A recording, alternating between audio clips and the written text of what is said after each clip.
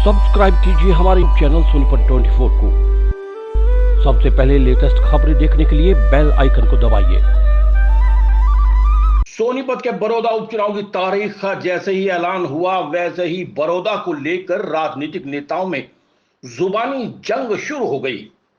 सोनीपत पहुंचे Indian national Lokdal के नेता अभय सिंह चौटाला ने सरकार और कांग्रेस पर जमकर जुबानी हमला बोला। अभय सिंह इनेलो कार्यकर्ताओं के साथ कृषि क्षेत्र में लाए गए बिलों के खिलाफ प्रदर्शन में हिस्सा लेने पहुंचे थे। अभय सिंह चौटाला ने कहा कि हम बड़ौदा के 54 गांवों का दौरा एक बार कर चुके हैं। एक एक मतदाता से वहां की समस्याएं हमने पूछी हैं। कांग्रेस राज के 10 साल और बीजेपी के इस राज में बड़ौदा की अनदेखी हुई है। यह चुनाव हरियाणा की राजनीति में बदलाव लेकर आएगा और जनता भी सभी को सबक सिखाने का काम करेगी। किसानों के खिलाफ जो सरकार कर रही है उसके खिलाफ बड़ौदा की जनता वोट करेगी। अभय सिंह चौटाला ने भूपेंद्र सिंह हुड्डा पर निशाना साधते हुए कहा कि अगर हुड्डा इसे अपना गढ़ मानते हैं तो वो यहां चुनाव लड़े और जीत कर दिखाएं। वही बड़ौदा में मंत्रियों के हो रहे विरोध पर बोले, मैं बड़ौदा में आज तक एक भी गनमैन लेकर नहीं आया, लेकिन सरकार के मंत्रियों को तो वहां पर जाने के लिए पूरी फोर्स के साथ जाना पड़ रहा है। अगर गलती से कहीं अकेले चले गए तो इनका स्वागत जूते और चप्पलों की माला से करेंगे और मुंह काला करेंगे और तालाब में खड़ा करके कहेंगे इस्तीफे दो, और अगर इस्तीफा नहीं देंगे तो अब की बार तो तालाब में घुसाया है, आगे कुएं में भी घुसा देंगे। सरकार ने लोगों के खिलाफ कुछ ऐसे निर्णय लिए हैं जिसके चलते उनका विरोध हो रहा है। अब की बार इस सीट पर इंडियन नेशनल लोकदल पार्टी जीतेगी। सोनीपत 24 के लिए रमेश कुमार की रिपोर्ट। 54 के 54 गांव का एक राउंड पूरा किया।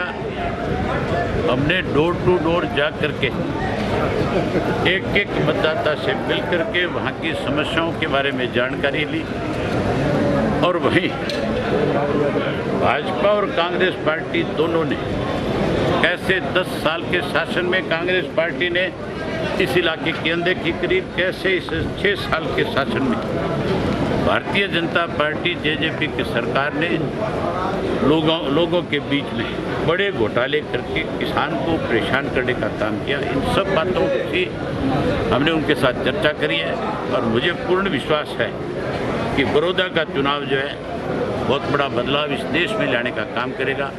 इस बात पे मोहर लगाएगा कि जो इस तरह के काले कानून बना करके किसान को उसकी ज़मीन से उजाड़ना चाहता है उसको हम सत्ता से उखाड़ने का काम करेंगे। कैंडिडेट कौन होगा?